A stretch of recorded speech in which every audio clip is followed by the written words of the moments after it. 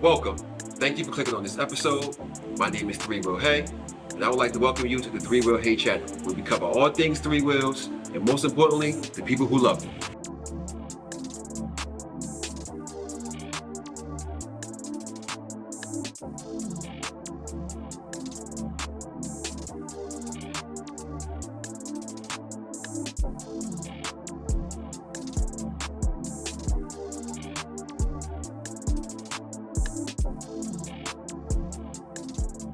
How you doing? My name is Dante Moharis.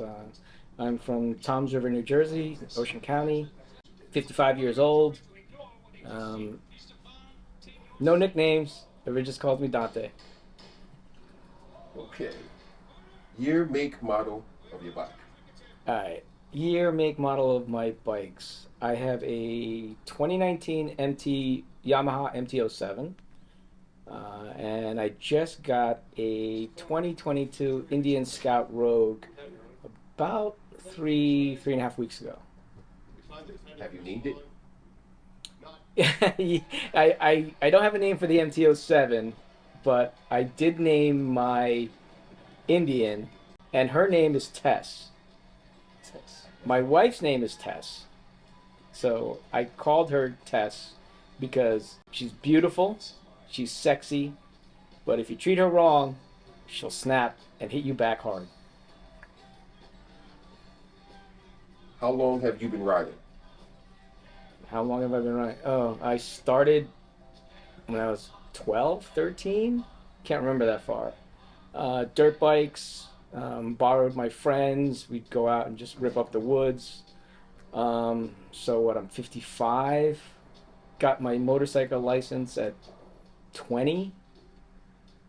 I've been street legal for 35 years. Yeah, it's been a minute. Can you name all the bikes you had before this one? Yes. Well, I started out with dirt bikes and Yamaha YZ75. I had a Honda XR 100.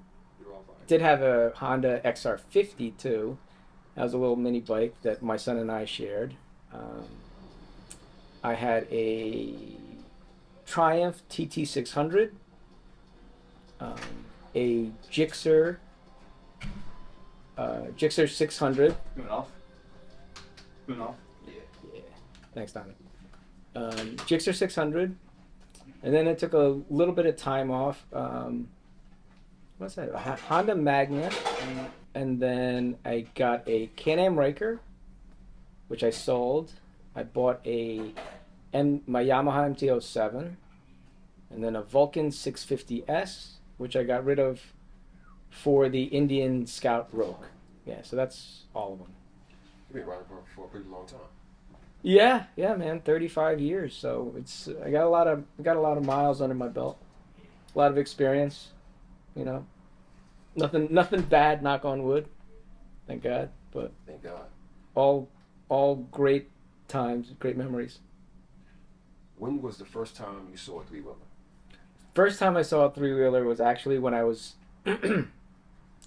It was just. It might have been the start of the pandemic. Actually, I was looking to buy a motorcycle. We were looking at.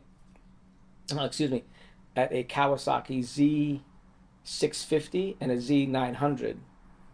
I hadn't ridden in a while because my son was in college and life stuff got in the way. So I said to my wife, I said, "Honey, I want to start riding again. Dante's done with school. I have some time. The obligations are less." And we went to the shop to go look at a two-wheeler, and she didn't want to have any part of the two-wheeler. She said, "No, this is not." She wasn't feeling it. She stood on the other side of the dealership, not even wanting to look at it. As we were walking out, they had a Can-Am Ryker sitting in front of the shop. And she looked at it and she's like, "Oh, what about this?" And I said, "It's interesting." So, we were walking out. The salesman was following us out the door, and he said, "Yeah, if you want to come back and take a test drive, you're more than welcome." So, sat on it. Looked around, checked it out. went back into the dealership, got all the information on it, and then yeah, that was it. The rest is history. The rest is history, exactly. So I assume that's when you knew you wanted it. Or you had to take some convincing. I saw it. I liked it. I wasn't sure what the ride was going to be like. You know, coming from 2's, it's a different type of ride, and I just wanted to make sure I was comfortable with it, that I enjoyed it. And I think that was a Saturday. I came back that following Tuesday and test drove it, and yeah, man, it was hella fun. I'm like, wow, this we could do a lot with this. It was a lot of fun. It handled like a go-kart, which I loved because I used to race cars. So I had a Mazda Miata that I did some work to, and a BMW that I raced. So it was fun in that respect. It got me back to open air, wind therapy, and my wife felt comfortable with me riding a 3-wheeler, which was a big thing. So why the Riker and not the Spider? Cost. I didn't want to spend $25,000-$30,000 on a bike. The Riker fit my criteria, and the other thing was the look. I think the Spider's a great machine, but it looks like a Cadillac to me. It's big and bulky, and hey, different strokes for different folks. The Riker was sportier. It looked more nimble, and I just looked cool. I didn't want to feel like an old man. Ride that Spider. No offense to all the Spider riders out there, but none taken. Name something you wish you knew before buying. Before buying a Riker? Yes.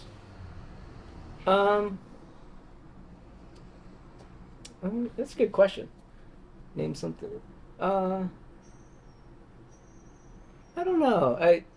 The only thing I wish that was that the Riker had a manual transmission. That was the only thing. I mean, I knew it was automatic, belt driven when I tested it out and got all the information, but that's the only thing I wish it had. I went into it with an open mind, so I really wasn't expecting anything. I was more just trying to see if I liked it, Understandable. Must have upgrade. For the Riker? For the Riker. Must have upgrade. I think suspension, the tie rods and the stabilizer must have. Seat, yeah, no, I would say the seat is the first thing, because that stock seat is crap. Mm-hmm. Holy cow, that thing oh man. Break the bones. Oh, heck yeah. It'll break your bones on a short ride. I can't imagine taking that thing. That was like the bike, when I bought my Riker, it had everything. It had the comfort seat, it had the passenger comfort seat, it had, heck, it even had a phone holder on it. So it had all the bells and whistles, LED lights, hand guards. It had everything. The tie rod, the end links, seat. And for me, I think the Riker lacked in I'm performance driven in terms of the bikes I owned. So I didn't like the fact that the Riker you needed to open it up a little bit. So that would be my like top 3. Look at some good performance mods and get the most out of that. It's a great engine. Don't get me wrong. It's a great engine. It just needs to be opened up a little bit. So. Name something you hate, love about the bike. About the Riker? About the Riker. What do I hate about the Riker? I don't want to say hate, but I dislike the fact that it doesn't have a manual option. Because, yeah. What I love about it is it's so easy to ride. Anybody can ride it. The most inexperienced person in the world can ride it if they just pay attention and they learn the right things. I think that's why K&M has such a huge following, the Rikers and Spiders, and is that the ease of riding is, that's one of the main things. Coming from 2's, riding a motorcycle takes a lot of coordination, takes a lot of learning, concentration, and it's dangerous. I mean, riding a Riker is dangerous too, but it's less dangerous because it eliminates a lot of the things you need to worry about on a motorcycle, right? You know, you don't have to worry. The one thing I love about the Riker is that in traffic, you don't have to ever put your feet down, man. I'm telling you. Okay. Getting stuck in traffic on a two-wheeler is the worst. Holy crap. It is the absolute worst. Would you buy again? Oh, yeah. Yeah. Yeah. The only reason I sold my Riker is because I missed riding on twos. I've been riding twos since, for 30 plus odd years, and I just missed, just the thrill of riding on twos. The lean, I missed the lean, I missed you know, the manual. I miss the rawness of riding on two wheels. Um, yeah, and that's why I sold my Riker. But when the time comes and I don't have the skill set anymore, or I don't have the physical ability to ride on twos, yeah, I'd definitely get another Riker or whatever rendition of the Riker there is out there. So you'll be back to the dark side. So. Yeah, oh, yeah, most definitely, man. I don't discriminate rides at all. I mean, if you're out there riding, you're good. You're part of the pack. You're part of you have the passion. I don't care what you ride. Yeah, you could ride a freaking Vespa scooter. Right. It's still. As long as you're outside. Yeah, man. Just as long as you're enjoying it. Do you remember your first ride? Do I remember my first ride? My first dirt bike ride? Yeah, I remember that. I was in a school parking lot. My buddy had just gotten a little 50cc mini bike, and he was ripping around the playground with it. And yeah, I said, "Oh man, can I try that thing?" Little mini bike, and yeah, we were ripping around the playground and stuff. Yeah, I remember that. My first street ride, yeah, I remember that. It was a Triumph TT600, and yeah, man, it was fun. It was fun. I was addicted the moment I got on the mini bike, so it wasn't. Do you remember your first Riker ride when you bought your? Riker? Yeah, the first official Riker ride, other than the test drive, was when I picked it up and rode it home from the dealership to my house. That was my first official ride, and yeah, man, it was great. I loved it. I loved the fact that it was 2020, just come out, and there really weren't a big presence. And the people would like pull up to you and look and like, yo, what is that? I've never seen that before. Kids especially. It's like, yeah, that was a thing. That's a thing, man. That's the one thing about the Riker that I don't get on the twos is like the infatuation is awesome. Yeah. How long did it take for you to get comfortable? With the Riker? The Riker. 2 minutes into the test ride. Yeah, it was like riding a bike. Yeah. Do you remember the feeling when you first got on the 3-wheel compared to the 2-wheel? Well, yeah, I do. It was, I hadn't been in the motorcycle scene for, oh God, probably 8 years, 9 years. I hadn't been because my son was in school and between high school and college and everything. So we were concentrated on that. And so, yeah, so when I got on the Riker the first time, I was just like, yes, I'm back. Just that feeling of freedom. It's inexplicable sometimes. I think less than 3% of the world or less than 2% of the world actually ride motorcycles. I'm not sure what the stats are. So, and a lot of people don't understand the infatuation or the passion for it. You have to be a rider to understand that passion. Absolutely. And it's like if I tried to explain that to my wife who doesn't ride, or if I tried to explain that to my friend who doesn't ride, they're You're like, just talking. Yeah, I'm just talking. It's just like hot air coming out. So, favorite season to ride? There is no seasons to ride. I ride all year round. If it's not raining or snowing, I'm riding. Doesn't matter to me. Do you prefer day or night riding? I've done both. When I was younger, night riding was fun because you could do more stuff. But now, as I'm older, I'm more into getting home safe. So I prefer date riding during the day, which has its own, risks, but less risks than at night. Favorite place to ride and why? Favorite place to ride. I don't have a location, but give me long, twisty roads all day long. Give me the most obscure, twisty road.